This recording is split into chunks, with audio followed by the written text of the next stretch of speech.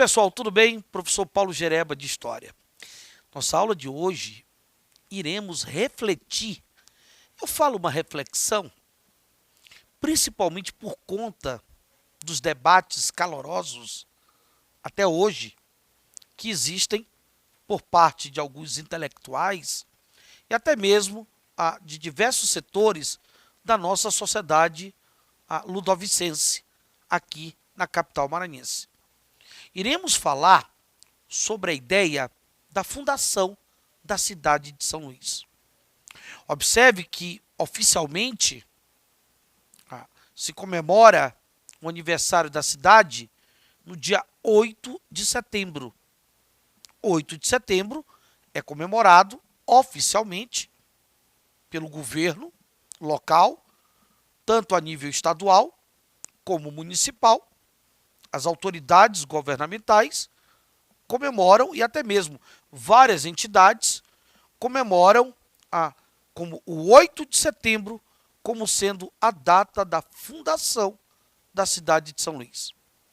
O 8 de setembro pegando como referência o ano de 1612. Eles utilizam como referência para comemorar a fundação da cidade de São Luís o ano de 1612, o ano da presença francesa do Daniel de Latouche, o senhor de La Ravardie, aqui na região. O ano oficial da fundação do que alguns autores chamam de França equinocial, como ficou caracterizada essa ocupação francesa no território maranhense. Existe um debate caloroso em torno dessa ideia de que se a fundação da cidade ocorreu de fato a partir da invasão dos franceses. Nós temos alguns intelectuais, e entre eles o destaque para a professora Maria de Lourdes Lauande Lacroix, ou carinhosamente chamada como professora Lourdinha, a Lourdinha Lauande, que em seu livro O Mito da Fundação da França Equinocial, ela faz uma rediscussão sobre essa ideia da cidade ter sido fundada pelos franceses. Nós temos ali toda uma discussão, onde ela vai nos trazer uma série de elementos para que a gente possa fazer uma reflexão, mostrando que, na verdade, a fundação da cidade pelos franceses é muito mais uma construção mitológica das elites, principalmente econômicas e intelectuais do Maranhão no final do século XIX, do que necessariamente algo concreto. Que a cidade, na verdade, ela teria sido fundada pelos portugueses e não necessariamente pelos franceses. O que não significa dizer que os franceses não tentaram construir a cidade. O que não significa dizer que os franceses não invadiram com esse objetivo, de construir a cidade. É preciso observar que em nenhum momento se discute que não houve essa tentativa de construção da cidade. O que se discute, e o que a Lourdinha vai trazer no seu livro, é justamente essa ideia de que a cidade não é francesa, mas o que se tem é uma construção de um mito no final do século XIX. O que não quer dizer que os franceses não tentaram construir a cidade. Pelo contrário, eles tentaram construir a cidade, mas eles não chegaram a efetivar essa construção. Para que a gente possa refletir melhor sobre esses debates que continuam até hoje, seria importante analisar no primeiro momento os motivos da invasão dos franceses em nosso território, em nossa região. Observe que essa invasão, que vai ocorrer principalmente aqui por volta de 1612 a 1615, ela ocorre no início do século XVII e ela acontece no momento que lá na Europa, Portugal está sob domínio da Espanha. Ela vai ocorrer durante a chamada União Ibérica, no momento em que teremos a desorganização do Tratado de Tordesilhas. No momento em que teremos a disputa de áreas coloniais entre as nações europeias, principalmente aquelas que não reconheceram oficialmente o Tratado de Tordesilhas, como é o caso da França. O rei da França, Francisco I, ele tem uma frase famosa, uma expressão famosa, que diz o seguinte: desconheço o testamento de Adão que divide o mundo entre portugueses e espanhóis, se referindo ao então Tratado de Tordesilhas. Ou seja, o que mostra que o Estado francês não reconhecia o Tratado de Tordesilhas. E o processo de ocupação dos franceses acontece nesse momento de União Ibérica, que é o momento justamente de desorganização do Tratado de Tordesilhas. Que a partir da União Ibérica, nós teremos uma desorganização do tratado. Quer dizer, além dessa desorganização, você tem o não reconhecimento do tratado pelo Estado francês. E isso acaba sendo um dos motivos que favorece ao processo dessa invasão francesa em nosso território. Aliado a essa motivação, nós temos outros elementos, outros motivos, que também vão explicar, vão permitir com que nós possamos ter um entendimento dessa invasão francesa em nosso território. Como, por exemplo, um certo abandono dessa região do extremo norte da colônia portuguesa. Ou seja, você observa que há um certo abandono dessa região. E esse certo abandono é explicado pelas tentativas frustradas dos portugueses, do sistema de donatários, de ocupar esse território. Os donatários portugueses, como João de Barros, Fernando Álvares de Andrade, Aires da Cunha e outros donatários tentaram chegar no Maranhão e não conseguiram. E os insucessos constantes vão acabando fazendo com que a região ela sofra um certo descaso no que diz respeito ao processo de ocupação. E isso favorece com que essa região, ela de certa forma, sofra um abandono, e com isso nós teremos as incursões ou as invasões francesas em nosso território, que teriam sido favorecido até mesmo pelas relações amistosas com os nativos. As relações amistosas com nativos locais teria dado para os franceses um certo mapeamento para chegar nessa região. Além disso, um outro fator que também irá contribuir foram os conflitos religiosos que ocorreram na França, que estavam acontecendo nesse momento, final do século XVI, início do século XVII. Os conflitos entre católicos e protestantes. Os protestantes franceses, que eram chamados de huguenotes, calvinistas. Eles eram protestantes calvinistas e por conta desses conflitos e perseguições que vão sofrer, nós teremos a presença desses protestantes fugindo por conta dessas questões conflituosas para o nosso território. É o caso do Daniel de Latouche, por exemplo, que vai comandar esses franceses que vão vir para cá em 1612 e que era protestante. Então, essa questão conflituosa no campo religioso também favorece a presença dos franceses em nosso território. Os franceses que vieram para cá com o objetivo de explorar economicamente essa região, com o objetivo mercantil, e até mesmo de utilizar essa região como ponto estratégico para chegar na região amazônica. Eles tinham interesse de chegar na região amazônica. Afinal de contas, naquela região, você tem presença de droga do sertão. Além disso, a região amazônica ela é uma região que ela faz fronteira com as minas espanholas do eixo Peru-Bolívia. E os franceses estão de olho nessas minas. Faz fronteira com a região amazônica. As famosas minas de Potosí. As minas do eixo Peru-Bolívia. Então isso, de certa forma, também mostra o interesse da ocupação francesa em nosso território. No momento que o Estado francês ele passava por um processo de formação. Observe que a ocupação francesa no Maranhão, ela tem na frente, lá na França, a regente Maria de Médicis. A Regente Maria de Médici está na frente dessa expedição comandada por Daniel de Latouche, que vem para cá. Então, uma representante do Estado Nacional Francês, que nesse momento estava ali, no seu processo, evidentemente, de construção, de formação, e que tem interesses mercantilistas, tem interesse em explorar economicamente esse território.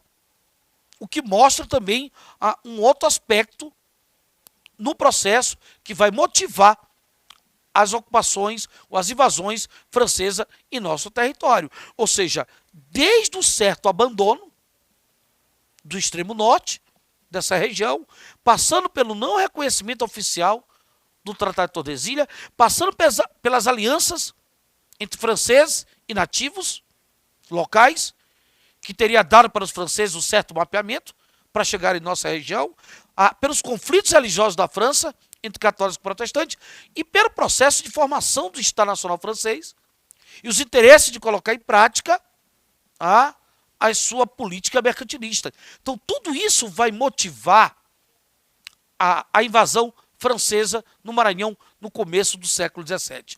Essa invasão, que nós temos inclusive uma imagem que nós trouxemos desse processo inicial de ocupação, essa invasão, a que é chamada de França Equinocial, pelo fato da linha do Equador passar nessa região, daí se chama essa ocupação de França Equinocial, que ocorreu principalmente entre 1612 e 1615. Na verdade, ela tem algumas características interessantes. E com certeza a essência dessa invasão é a tentativa de construir um núcleo de ocupação efetiva. Os franceses invadem o território maranhense com o objetivo, eu diria, essencial de construir uma colônia. Eles vão tentar ocupar de uma forma efetiva para construir uma colônia. E é evidente que eles vão começar a montar os alicerces para a construção dessa colônia.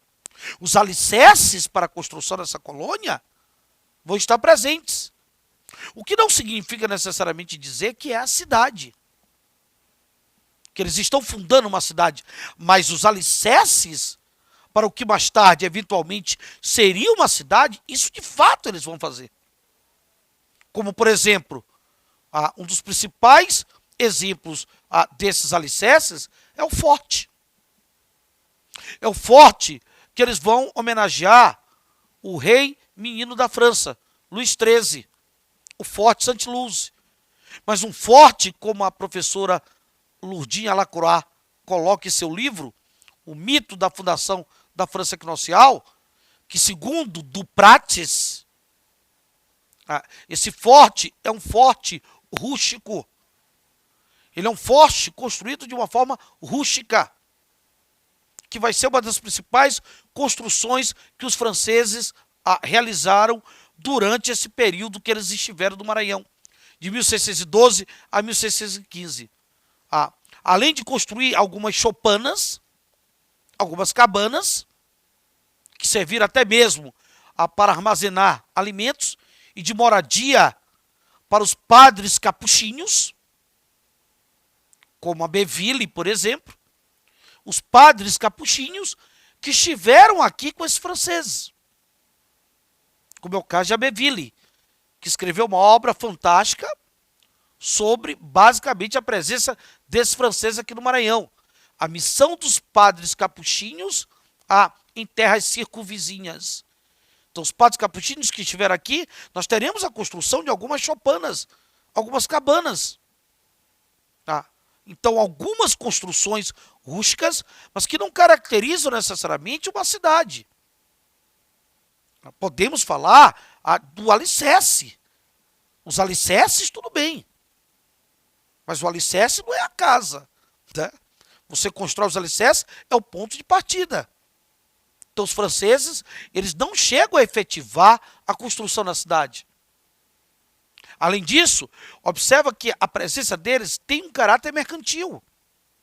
Há interesses em explorar economicamente a região.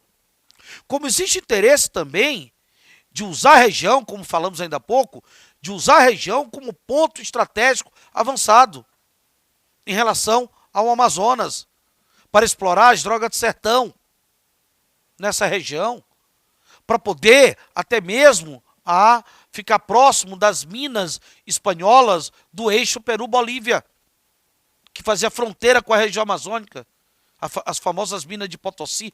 Então existe o interesse de ocupar essa região como ponto estratégico. Os franceses que tiveram como grandes aliados os tupinambás. Os tupinambás que costumavam chamar os franceses de papagaios amarelos. Foram seus grandes aliados, inclusive na famosa Batalha de Guaxinduba. A Batalha de Guaxinduba, entre franceses e luso-espanhóis. Os lusos espanhóis, comandados por Jerônimo de Albuquerque, com a participação de Alexandre de Moura. A Batalha de Guaxinduba, que ela foi decisiva para a expulsão do território maranhense dos franceses. Os lusos espanhóis acabaram, na verdade, expulsando os franceses em 1615, na Batalha de Guaxinduba, iniciando com isso a colonização de fato do território maranhense, a colonização portuguesa, o que mostra que nesse curto espaço de tempo, os franceses não tiveram tempo suficiente para poder concretizar os alicerces da construção de uma cidade. Suas construções foram rústicas, não ao ponto de se falar de uma cidade, mas dos alicerces. E aí, essa questão sobre essa ideia de que a cidade ela não é francesa, a professora Lacroix, ela vai colocar isso principalmente no livro O Mito da Fundação da França Equinocial. Nós só temos um pequeno fragmento para poder ratificar o que a professora de Lourdes, Maria de Lourdes Lacroix, professora Lourdinha, vai colocar basicamente no seu livro, onde ela mostra a história maranhense, foi retirado basicamente do seu livro. A história maranhense é uma das mais descuradas do Brasil, olha só. É natural que esteja recheada de mitos, a começar pela fundação de São Luís. Observe que a historiadora ela trata a fundação da cidade de São Luís pelos franceses como sendo um mito.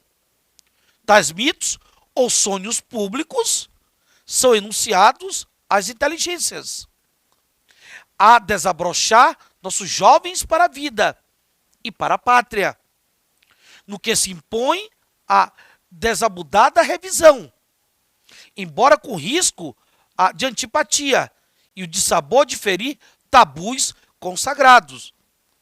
E isso fica muito claro quando a gente observa, analisando não só esse fragmento, mas analisando o livro como um todo, e outros fragmentos mais importantes do livro, que desde o século XVII, isso claramente a gente vai observar, ao início do século XX, a historiografia regional, a historiografia maranhense, considerava os franceses invasores da terra e não fundadores de São Luís.